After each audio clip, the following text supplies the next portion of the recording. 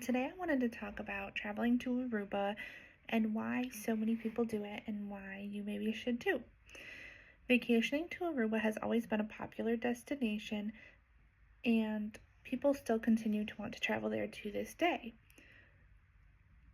Aruba happens to be the highest GDP country in the Caribbean, which means that they have great social and economic success.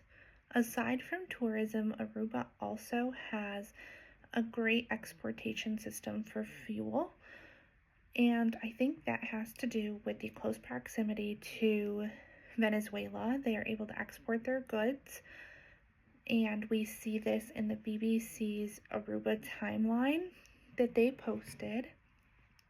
And it really shows how Aruba has gone through different control, originating with the Dutch, going to the British, and then back to the Dutch.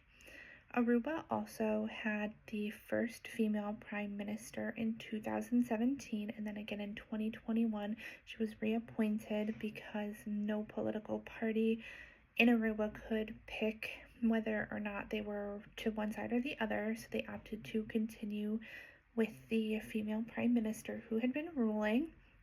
So they're very empowering. They include everyone, and we see that with their tourism. They're very inclusive.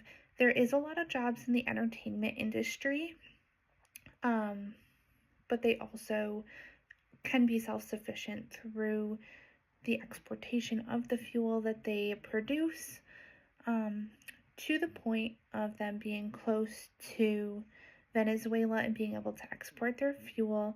That is very much talked about in the Borgen Project articles on Aruba and why they are so wealthy and why they are so successful. Aruba is a tropical destination, which means a lot of people want to vacation there. It's seen as almost a luxury. They have a lot of luxury resorts, all-inclusive resorts, ones that are children friendly and 18 and over. So they have a lot of different options to accommodate for everybody. Circling back to the point of them being all-inclusive, they are ever growing and expanding. There is new resorts that are still to this day being built, and they are providing new activities. They're very accommodating to what their needs are. They're aware, so they can make the adjustments. Their education system is really good there, which is not super common in the Caribbean. So they're able to have people who are educated in these more specialty fields that can provide different tours and different excursions. They have a lot of marine life research there, so they do a lot with water, obviously, because they're a tropical location. They do see some devastation with the natural disasters, such as hurricanes. They are greatly impacted by tropical storms as well, which goes hand in hand with the hurricanes.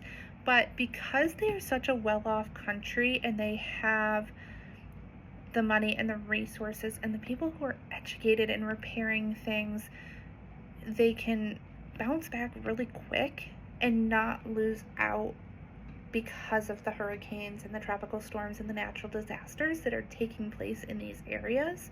Whereas other countries such as the Bahamas and even Curacao, even though that is a Dutch-owned island as well, Curacao is very poverty-stricken, which if you look up on the BBC timeline of Curacao as well, you see that when they separated in 2010 and became an independent entity, they really struggled with that poverty element.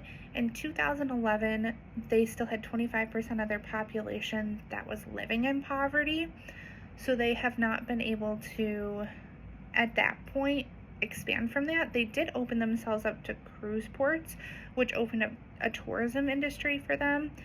But being that they're a poorer country, they can't bounce back as quick from these natural disasters, which is really a problem for them versus an area like Aruba, who can bounce back and has the social and economic standpoint because they are self-sufficient and they have that self-dependency because they have an exportation of fuel and they know how to be self-sufficient versus a recently independent countries such as Curacao who can't bounce back as quickly. It's not going to be as nice. The infrastructure there is going to suffer more than it would in Aruba because they can maintain it and they can afford to maintain it. So while other tropical and Caribbean places are very nice to visit, it's got that leisure landscape that you're looking for. Aruba's really going to have that element of safety and security because they're well established, well off island versus the other places. Curacao is an example.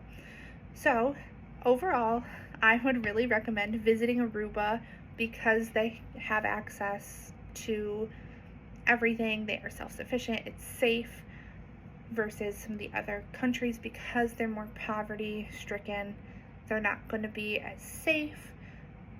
Overall, Aruba seems like a top place to be. They have nice amenities.